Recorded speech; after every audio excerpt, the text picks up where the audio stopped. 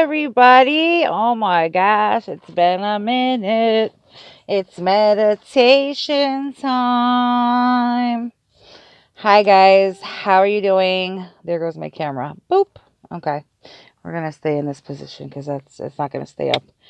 So anyway, it's been a couple days. What is the date today? I don't even know.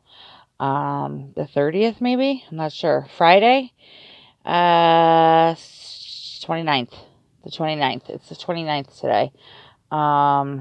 Maybe I should check that before I start reading off meditations for the day. But I think the last meditation I posted was the 23rd. I filmed for the 24th, but I just haven't posted yet. I have been going through a lot of personal things. I think I mentioned in my last couple of videos that I'm trying to help a friend of mine get into a rehab, and that has really been an emotional roller coaster for me. And it's took a toll. And then a couple days ago was my son's birthday, so he has been staying with me, and him and his girlfriend have been staying here visiting. But he went out for the day with his brother. So I said, let me go talk to my peeps, get a time to myself, a few minutes, do a meditation, and reel it in. I'm feeling overwhelmed and underappreciated and don't know how things are going to look from here on out. Not with me, but speaking of, the friend that I'm trying to help, it's just really frustrating when you see so much potential in somebody and you know that they're doing damage to themselves and you can't do anything about it. They have to make that decision. And it's frustrating. So that's just where I've been mentally. So let's see. If the last time I posted was the 23rd, I do have the 24th filmed. So I have to do the 25th, 6th, 7th, 8th, and 9th. That's not that bad. It is 5 meditation days that I have missed, but I don't want it to go any longer than this. I think the last one I filmed, I was in the dentist parking lot or something. I don't know. So, you know what? Before I go on a rant, let's just jump over and get this meditation thing started. As usual, we're going to start off with the Just for Today by Narcotics Anonymous, and we're going to turn to page 25, and that is January 25th. I'm going to start here, and then boom, boom, boom, go forward with the days. So, An Added Gift is the title. We watch them walk into their first meeting defeated, their spirits broken. Whew. Take a deep breath. Take a deep breath. Okay. Their suffering is obvious and their desire for help even more apparent. They collect a welcome chip and go back to their seats, shaken by the effort. We see them again and they seem a little more comfortable. They found a sponsor. They are attending meetings every night. They still won't meet at our glance, but they nod their heads in recognition as we share. We notice a spark of hope in their eyes and they smile uncertainly when we encourage them to keep coming back. A few months later, they're standing straight. They've learned how to make eye contact. They're working their steps with their sponsor and are healing as a result. We listen to them sharing at meetings and we stack chairs with them afterward. A few years later, they are speaking at a convention workshop. They've got a wonderful, humorous personality. They smile when they see us, they hug us, and they tell us they could never have done it without us. And they understand when we say, nor could we without you. Just for today, I will find joy in witnessing the recovery of another. Wow, that really speaks to my situation. The whole time I was reading the meditation, I had my friend in mind, and I would love to see her embrace recovery. She's having a hard time doing that. It's overwhelming. It's overwhelming to me to think I could never have a drink again. I could never, well, my thing wasn't drinking. I don't have any problems with drinking, but in the program, they want you to abstain from everything. I personally still enjoy a glass of wine here and there. Does not affect me whatsoever. Others can't. I'm just being real with you and just telling you what I do. You know, others have a strong opinion on that, but, to each his own. Anyway, I remember when I first started, trying to get clean years ago. I've gotten clean now off and on. I am currently in recovery, but in the beginning, my first time, I remember I couldn't handle, I'm like, no, I can't sit here and think like I could never get high again. It was too much for me to handle. And that's why they say just for today, don't think about forever, because it is overwhelming and it will make you not. And that's where my friend is I talked to her this morning, and she stayed at a shelter last night, a warming center, because we are in Connecticut and it's 19 degrees here and it's freezing. I did let her stay at my house a couple days last week, but I have to be careful. I'm newly in recovery myself, and I don't want to jeopardize my own sobriety. So my son and his girlfriend are here, like I said, and I told her, you can't stay this week. My son's going to be here. And we found out about the warming center, and I brought her there last night with a blanket and stuff, and she called me this morning. They're going to stay open 24 hours over the next couple of days because we're expecting a storm. So, I was like, wow, that's good news. You'll have somewhere to stay. You don't have to worry about leaving in the morning and then coming back at night, and what are you going to do for the day? You don't have to worry about that. And she was just kind of like not answering me, and I said, now, because we got her on a on a waiting list for a rehab, and I'm like, everything's moving in the right direction. Pretty soon it'll be your turn. Your bed will be up and you'll be able to go. And she just wasn't like answering. And I said, what's the matter? And she's like, I don't want to do it. I don't want to do that. And I'm like, what do you mean? You don't want to go into the rehab? She's like, I don't want to check myself into somewhere that feels like jail to me. It is very structured. They try to, because a lot of girls that go in there, they have been doing this their entire life. They don't know how to pay a bill or make a phone call, or they've never had a job interview or anything. So the inpatient programs are very structured. They try to teach you a new way of life and how to live and how to act and how to do things like that. But to people like us who have already had that experience and we already know about that, it can be very overwhelming. Like, it's a lot.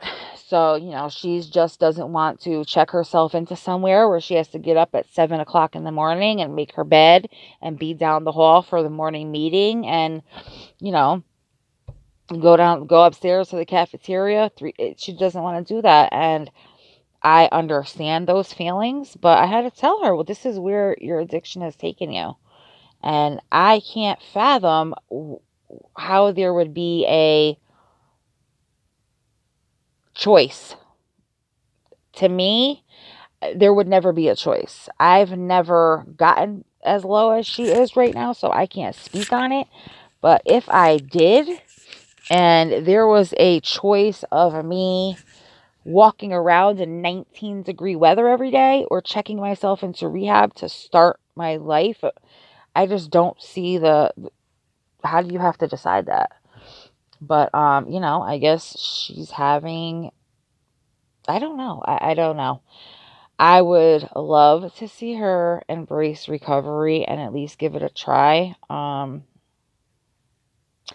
you can't make somebody do something they don't want to do. And, that's very frustrating. So the whole time I was reading that, I was thinking about her. I have seen her clean before, and that's what gets me so upset. After I dropped her off at the warming center last night, I cried in my car the whole way home. I could tell she didn't want to stay there. She felt very uncomfortable. There's a whole bunch of men in there, and it's sad. It's sad. And it hurts to see somebody you care about go through that. But they have to understand that that's where this has taken them. And if they don't want to stay there, you have to be uncomfortable to change your ways, And a couple of my friends have gave me their opinion on me helping her. They don't like it, and they think that she's going to take advantage and not push herself to get well because she'll have me. It's a whole, but I'm being very careful with that too, and I'm very mindful about when she calls and what she's asking for or needs. I'm very mindful of that, and I'm not going to allow anybody to bring me back down. I won't. But at the same time, she doesn't have anybody. She has no family. Her mom passed away, and my heart goes out to her for that. So I do want to be that supportive friend if she needs one and wanting to do the right thing. But at the same time, it's a very fine line of no, she doesn't want to do the right thing, but oh, can you drop me off some money, or oh, can you bring me some food, or oh, can you drive me here and drive me there and do this and do that. So you have to be careful with doing that, and I'm very mindful of it, and I feel secure helping her. I just hope that she doesn't take advantage and she does the right thing. But I'm going off on a rant right now. You guys are probably like, all right, like, we don't really want to hear it. If anybody else has been through something like this, please comment below and let me know your opinions, your experience, and your feelings. How'd you deal with it? How'd you get through it? What did you end up doing? Um, I would love to hear that right about now. So, we are now going to move over to The Language of Letting Go by Melanie Beattie, and we're going to turn to page probably 25. It's so weird how the days are on the page. Like the 25th is on 25, the 26th is on 26. Okay. Oh, well, it starts on the page 24, and it is step 1, which is we admitted we were powerless and that our lives had become unmanageable. There are many different versions of the first step for recovering codependence. Some of us admit powerlessness over alcohol or another's alcoholism or addiction. Some of us admit powerlessness over people. Some over the impact of growing up in an alcoholic family. One of the most significant words in the first step is the word we. We come together because of a common problem, and in the coming together, we find a common solution. Through the fellowship of the 12-step programs, many of us discover that although we may have felt alone in our pain, others have experienced a similar suffering, and now many are joining hands in a similar recovery. We, a significant part of recovery, a shared experience, a shared strength, stronger for the sharing, a shared hope for better lives and relationships. Today, I will be grateful for the many people across the world who call themselves recovering codependents. Help me know that each time one of us takes a step forward, we pull the entire group forward. I like that. And just like I reached out to whoever may come across this video and asked for suggestions or experiences or advice or, anything you have to throw in to what I'm talking about with my friend, I would greatly appreciate that. And that's the beauty of NA, AA, programs, because there's always somebody there to help you, always. If it's a hug, if it's just to sit with you and let you vent, if it's to give you advice, if there's always somebody. It is a we program, and that's what I love about that, and that is what I'm trying to build here on this channel, is a little we community. I want to help be there for each other. I want this to be a place of positivity where anybody can come, share their experiences, get some advice, and get some love and positivity to help them through. So with that being said, today's a good day for a good day. Thank you guys for joining me today. Please hit subscribe and like, and please don't forget to comment below. Help me through my little crisis here. Give me some advice. I need it. Thank you guys so much, and I'll see you tomorrow.